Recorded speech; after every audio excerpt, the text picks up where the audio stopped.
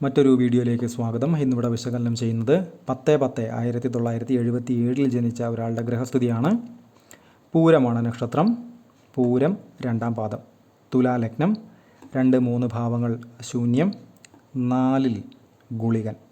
5 ശൂന്യം. 6-ൽ കേതു. 7-8 ഭാവങ്ങൾ ശൂന്യം. 9-ൽ കുജൻ ഗുരു. 10 ശൂന്യം. 11-ൽ ചന്ദ്രൻ ശുക്രൻ ശനി. 12-ൽ സൂര്യൻ ബുധൻ രാഹു. ഇതാണ് ഇദ്ദേഹത്തിൻ്റെ ഗ്രഹസ്ഥിതി. സ്ത്രീ ജാതകമാണത്. വിവാഹ സംബന്ധമായി ധാരാളം പ്രശ്നങ്ങൾ ഉള്ള ഒരു ഗ്രഹനിലയാണത്. എന്തുകൊണ്ടാണത്? തുലാലഗ്നം.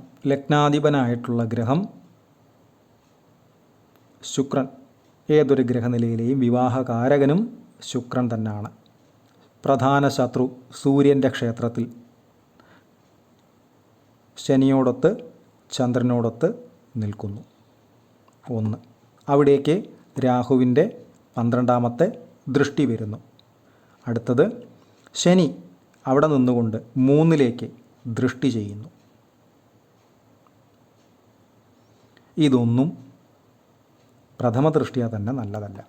അതിനോടൊത്ത് തന്നെ 3, 6, 7 7-ാം ഭാവാധിപൻ കുജൻ ശത്രുവായ ബുധൻ്റെ ക്ഷേത്രത്തിൽ വ്യാഴത്തോടൊത്ത് നിൽക്കുന്നു. അതായിരുന്നു ഉണ്ടായിരുന്ന ഏക സാധ്യത അല്ലെങ്കിൽ പോസിബിലിറ്റി. അത് വച്ച് കൃത്യമായിട്ട് വിവാഹം നടക്കുകയും എന്നാൽ ബാക്കിയുള്ള കാര്യങ്ങൾ വച്ച് വളരെ മോശമായിട്ടുള്ള അനുഭവങ്ങളിലൂടെ വിവാഹ സംബന്ധമായി സഞ്ചരിച്ച ബുദ്ധിമുട്ടേറിയ ഒരു വിവാഹ ജീവിതം പറഞ്ഞിട്ടുള്ള ഒരു വ്യക്തിയാണ് ഈ ഗ്രഹനിലയ്ക്ക് ഉടമ. അതിൻ്റെ കാരണങ്ങൾ വ്യക്തമായി തന്നെ വളരെ ലളിതമായിട്ട് തന്നെ ഞാൻ പറഞ്ഞു. പ്രത്യേകിച്ച് ഞാൻ മുൻപും പല വീഡിയോകളിൽ പറഞ്ഞിട്ടുണ്ട്. ചന്ദ്രൻ എന്ന് പറയുന്ന ഗ്രഹത്തോടൊപ്പം ശനി അല്ലെങ്കിൽ രാഹു അല്ലെങ്കിൽ കേതു, അതല്ല എങ്കിൽ ഗുളികൻ. ഈ 4 അവസ്ഥകൾ ചന്ദ്രനുമായി നേരിട്ടോ അല്ലാതെയോ എന്ന് വെച്ചാൽ ഒപ്പം നിൽക്കുകയോ ദൃഷ്ടിയിൽ വരികയോ ചെയ്യാതിരുന്നാൽ ഏറെ നന്ന്. പക്ഷേ ചന്ദ്രൻ കുജനോടൊത്ത് നിന്ന് കഴിഞ്ഞാൽ അത് മഹായോഗങ്ങളിൽ ഒന്നായിട്ടുള്ള ശശിമംഗള യോഗമാവുകയും ചെയ്യും. ഇവിടെ ശ്രദ്ധിക്കേണ്ടുന്ന ഒരു കാര്യമെന്ന് പറയുന്നത് ശത്രുവിൻ്റെ ക്ഷേത്രമാണ് ശനിയെ സംബന്ധിച്ച് ചിങ്ങം. ഭരിക്കുന്നത് സൂര്യൻ 12-ലാണ്, അതും രാഹുവിനോടൊത്ത്. അപ്പോൾ ആ ശത്രുവിൻ്റെ ക്ഷേത്രത്തിൽ നിന്നുകൊണ്ട് ശനി പ്രത്യേകിച്ചും ലഗ്നത്തിലേക്ക് ദൃഷ്ടി ചെയ്യുന്നു എന്ന് പറയുന്നത് തന്നെ അല്പം നെഗറ്റീവാണ്. ഇവിടേക്ക് ദൃഷ്ടി എത്തുമ്പോൾ പോസിറ്റീവായി വരാം എങ്കിലും എവിടെ നിന്നുള്ള ദൃഷ്ടി എന്നത് എടുത്ത് പറയേണ്ടുന്ന കാര്യം തന്നെയാണ്. 11-ലെ ശനിയും നല്ലതാണ്, പക്ഷേ നിൽക്കുന്ന സ്ഥലം മാത്രമാണ് ഇവിടെ ശനിയെ സംബന്ധിച്ച് വില്ലൻ. അവിടേക്ക് മറ്റൊരു നെഗറ്റീവ് കൂടുണ്ട്, രാഹുവിൻ്റെ ദൃഷ്ടി. രാഹുവിൻ്റെ 12-ാം ദൃഷ്ടിയിൽ നിൽക്കുന്ന ശത്രുവിൻ്റെ സ്ഥാനത്ത് നിൽക്കുന്ന ശനി ലഗ്നത്തിലേക്ക് ദൃഷ്ടി ചെയ്യുമ്പോൾ ആ വ്യക്തിക്ക് അല്പം കടുപ്പമേറിയ സാഹചര്യങ്ങളിലൂടെ തന്നെ കടന്നു പോകേണ്ടതായി വരും. കാരണം ലഗ്നാധിപൻ നിൽക്കുന്നത് ശത്രുവിൻ്റെ ക്ഷേത്രത്തിൽ, ശത്രുവായ ചന്ദ്രനോടൊത്ത്, മനസ്സിൻ്റെയും മാതാവിൻ്റെയും കാരകൻ. ശുക്രന് ചന്ദ്രനുമായി ശത്രുതയുണ്ട്, ചന്ദ്രന് ആരുമായും ശത്രുക്കളില്ല അല്ലെങ്കിൽ ശത്രുതയില്ല. ഇതെല്ലാം ഡീറ്റെയിൽ ആയി തന്നെ നോക്കിയാൽ മാത്രം മനസ്സിലാവുന്ന കാര്യങ്ങളാണ്. ചിലപ്പോൾ നിസ്സാരമായി തള്ളിക്കളയുന്ന കല്ലുകൾ മൂലക്കല്ലുകളായി മാറാറുണ്ട് എന്ന് പറഞ്ഞ പോലെ നിസ്സാരമായി ചില കാരണങ്ങളുണ്ട് ജ്യോതിഷത്തിലെപ്പോഴും, പക്ഷേ അത് അതീവ പ്രാധാന്യമേറിയതുമായിരിക്കും. ഇവിടെ അത് വളരെ വ്യക്തവുമാണ്. പ്രത്യേകിച്ചും ചന്ദ്രൻ രാഹുവിൻ്റെ ദൃഷ്ടിയിലാണ് നിൽക്കുന്നത്. അപ്പോൾ മനസ്സ് സംബന്ധമായിട്ടുള്ള കാര്യങ്ങൾക്ക് ഒരു സ്വസ്ഥതയില്ലായ്മ, അസ്വസ്ഥത, ബുദ്ധിമുട്ടുകൾ, അനാവശ്യമായിട്ടുള്ള ചിന്തകൾ, നെഗറ്റീവായിട്ടുള്ള ചിന്തകൾ, ടോക്സിക് ആയിട്ടുള്ള ചിന്തകൾ, സാഹചര്യങ്ങൾ, വ്യക്തികൾ, ഇവരുടെ എല്ലാം സാമീപ്യം ഇത്തരം വ്യക്തികൾക്ക് ഏതെങ്കിലും രീതിയിൽ ഉണ്ടാവുകയും അതിനനുസരിച്ച് ഇത്തരം ആളുകളുടെ മനസ്സ് വ്യാകുലപ്പെട്ടുകൊണ്ടിരിക്കുകയും ചെയ്യും എന്നത് ജ്യോതിഷത്തിൻ്റെ ഒരു തിയറി തന്നെയാണ്. അതുപോലെ തന്നെയാണ് 4 ഭവനം, വീട് തുടങ്ങിയ സ്ഥാനങ്ങളുടെ സ്ഥാനം, അതാണ് 4. ലഗ്നാൽ 4. അവിടെ ഗുളികൻ ഇരിക്കുന്നു. അപ്പോൾ വീടുമായി ബന്ധപ്പെട്ടിട്ട് ഒരു സ്വസ്ഥത, സമാധാനം ഇല്ലാത്ത അന്തരീക്ഷം ഈ വ്യക്തിക്ക് ധാരാളമായിട്ടുണ്ടാകാനുള്ള സാധ്യത വളരെ കൂടുതലാണ്. അത് ജീവിതത്തിൽ അങ്ങനെ തന്നെയായിരുന്നു.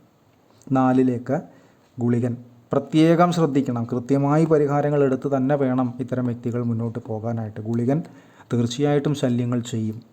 നെഗറ്റീവായിട്ടുള്ള അവസ്ഥകളെ ആ ഭാവം വെച്ച് ഉണ്ടാക്കുകയും ചെയ്യും. അതുപോലെ തന്നെയാണ് 4 ഗുളികൻ നിൽക്കുന്നു എന്ന് പറയുമ്പോൾ നിൽക്കുന്ന രാശിയിൽ നിന്നും 2ലേക്കും 12ലേക്കും ഗുളികൻ ദൃഷ്ടിയും ചെയ്യും. അപ്പോൾ ഗുളികൻ്റെ രണ്ടാമത്തെ ദൃഷ്ടി എന്ന് പറയുന്നത് മനസ്സിൻ്റെ സ്ഥാനത്തേക്കാണ്, സന്താന സ്ഥാനത്തേക്കാണ്. മനസ്സിനെ ഭ്രാന്ത് പിടിപ്പിക്കും ഏതെങ്കിലുമൊക്കെ രീതിയിൽ. കാരണം 5ാം ഭാവാധിപൻ ശനി രാഹുവിൻ്റെ ദൃഷ്ടിയിലാണ് നിൽക്കുന്നത്, ശത്രുവിൻ്റെ ക്ഷേത്രത്തിൽ. എന്തെങ്കിലുമൊക്കെ ശത്രുതാപരമായിട്ടുള്ള ചിന്തകൾ ആളുകളോട് വച്ച് പുലർത്തും, വൈരമനോഭാവം വച്ച് പുലർത്തും. അതിനനുസരിച്ച് മനസ്സ് അസ്വസ്ഥമായിക്കൊണ്ടേയിരിക്കും. അതുപോലെ തന്നെയാണ് സഹോദര സ്ഥാനത്തേക്കും ഗുളികൻ്റെ ദൃഷ്ടി. ഏതെങ്കിലുമൊക്കെ രീതിയിൽ തർക്കങ്ങൾ ഉണ്ടാകാം. പക്ഷേ 3ാം ഭാവാധിപൻ പ്രത്യേകിച്ചും അല്പം സേഫായി നിൽക്കുന്നത് കൊണ്ട്, ശത്രുവിൻ്റെ ക്ഷേത്രമാണ്, ബുധൻ്റെ ക്ഷേത്രത്തിലാണ് എന്നിരുന്നാൽ തന്നെയും അല്പം സേഫായി നിൽക്കുന്നത് കൊണ്ട് വലിയ ബുദ്ധിമുട്ടുകൾ ഉണ്ടാകില്ല ആ മേഖലയിൽ നിന്ന്. എന്നാൽ മനസ്സിൻ്റെ പ്രവർത്തനം വളരെ ശ്രദ്ധിച്ചും സൂക്ഷിച്ചും ആകണം. കാരണം ഗുളികൻ്റെ ദൃഷ്ടി എന്നതിനോടൊപ്പം തന്നെ രാഹുവിൻ്റെ 6ാം ദൃഷ്ടിയും മനസ്സിൻ്റെ സ്ഥാനത്തേക്ക്, സന്താന സ്ഥാനത്തേക്ക് വരുന്നുണ്ട്.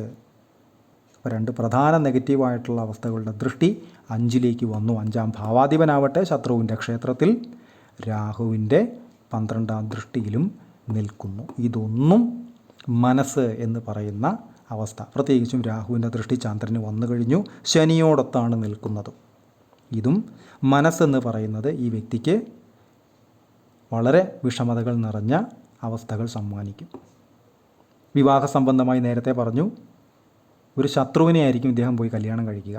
ശത്രുത തന്നെ ഉണ്ടാവുകയും ചെയ്യും. കാരണം കുജൻ വർഗോത്തമം ചെയ്താണ് നിൽക്കുന്നത്. തർക്ക സ്വഭാവമുണ്ടാവും, വാദപ്രതിവാദങ്ങൾ നടക്കും. അതുപോലെ തന്നെ അതിനനുസരിച്ച് മനസ്സ്, ജീവിതം അസ്വസ്ഥമാകാനുള്ള സാധ്യതയും ഇത്തരം വ്യക്തികൾക്ക് വളരെ വളരെ കൂടുതലാണ്. പ്രത്യേകിച്ചും ബുധൻ അറിവിൻ്റെ കാരകനാണ്. 12ൽ സ്വന്തം ക്ഷേത്രത്തിൽ നിൽക്കുന്നു, വളരെ നല്ലത്. പക്ഷേ ഇത് 12ലാണ് എന്നിരുന്നാൽ കൂടെ നല്ലത്. പക്ഷേ അവിടെ രാഹു വന്നു. രാഹു വന്നതോടുകൂടി ബുധനെ കൃത്യമായി പിടികൂടുകയും അറിവിന് പകരം അറിവ് കേടുകൾ സമ്മാനിക്കുകയും ചെയ്യും. അതിനനുസരിച്ച് നമ്മൾ ലഗ്നത്തിലെ ശത്രുവായിട്ടുള്ള സ്ഥലത്ത് നിൽക്കുന്ന ശനിയുടെ ദൃഷ്ടി വരുന്നു. അപ്പോൾ അതിനനുസരിച്ച് നമ്മൾ മോശമായി മറ്റുള്ള ആളുകളോട് ഏതെങ്കിലും രീതിയിൽ, അറിവില്ലാത്ത രീതിയിൽ പെരുമാറാനുള്ള സാധ്യത ഉണ്ടാകും. ലഗ്നാധിപനാകട്ടെ ശത്രുവിൻ്റെ ക്ഷേത്രത്തിലാണ് നിൽക്കുന്നത്. അവിടേക്ക് ശത്രുവിനോടൊത്താണ് നിൽക്കുന്നത്. അവിടേക്ക് രാഹുവിൻ്റെ ദൃഷ്ടിയും വന്നു. അപ്പോൾ ഈ വ്യക്തി ചില സാഹചര്യങ്ങളിലൊക്കെ സംസാരിക്കുന്നത് പോലും ശത്രുതയിൽ വരാം. നേരത്തെ കൂട്ടി തന്നെ കൃത്യമായി പരിഹാരങ്ങൾ അളന്ന് മുറിച്ച് തന്നെ ചെയ്തു പോകേണ്ടുന്ന ഒരു ഗ്രഹനില തന്നെയാണത്.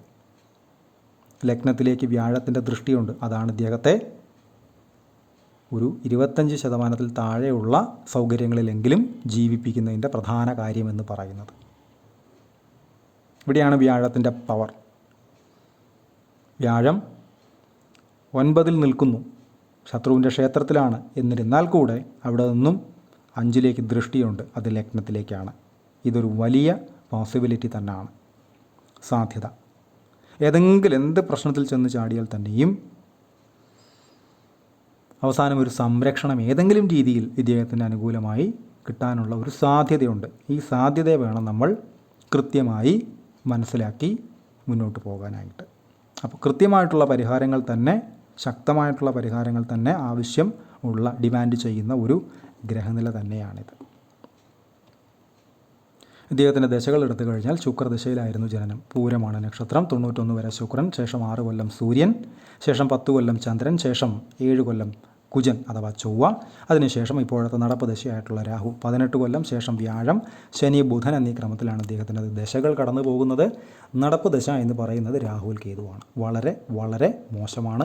ഏതൊരു മനുഷ്യനെ സംബന്ധിച്ചും രാഹുദശയിൽ കേതുവിൻ്റെ അപഹാരം വരുമ്പോഴും കേതുദശയിൽ രാഹുവിൻ്റെ അപഹാരം വരുമ്പോഴും ഏതൊരു മനുഷ്യനും അല്പസ്വല്പം അതിജാഗ്രത തന്നെ പുലർത്തേണ്ടുന്നതാണ്.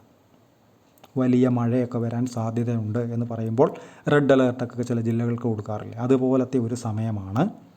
എന്തിനും ഒരു സൂക്ഷ്മത, ശ്രദ്ധ, ജാഗ്രത, അതീവ ശ്രദ്ധ വേണ്ടുന്ന ഒരു സമയം തന്നെയാണ്. പ്രത്യേകിച്ചും 12-ൽ നിൽക്കുന്ന രാഹു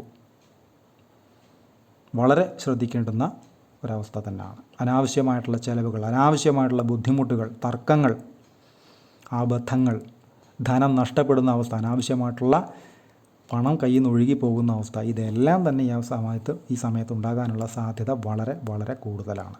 19/4/2025 തൊട്ട് 8/5/2026 വരെ രാഹുവിൽ കേതു. തൊടുന്നതെല്ലാം പ്രശ്നങ്ങളായി മാറുന്ന ഒരു സമയമെന്ന് നിസ്സംശയം പറയാം. കൃത്യമായി പരിഹാരങ്ങളെടുത്ത് മുന്നോട്ട് പോയാൽ അല്പം ഒരു ആശ്വാസം ഇദ്ദേഹത്തിന് കൃത്യമായി തന്നെ ലഭിക്കും. അത് കാഠിന്യമേറിയ പരിഹാരങ്ങൾ തന്നെ ആയിരിക്കുമെന്നതിലും സംശയം വേണ്ട. കാരണം ഈ ഗ്രഹനിലയിലുള്ള പ്രശ്നങ്ങൾക്കും കാഠിന്യം അല്പം കൂടുതലാണ്. കൺസൾട്ടേഷൻ ആവശ്യമുള്ള ആളുകൾക്ക് ഈ നമ്പറിൽ കോൺടാക്റ്റ് ചെയ്യാവുന്നതാണ്. കോൺടാക്ട് ഡീറ്റെയിൽസ് ഡിസ്ക്രിപ്ഷനിൽ കൊടുത്തിട്ടുണ്ട്. ഇത്തരം വീഡിയോസ് ഇനിയും തുടരും. നന്ദി.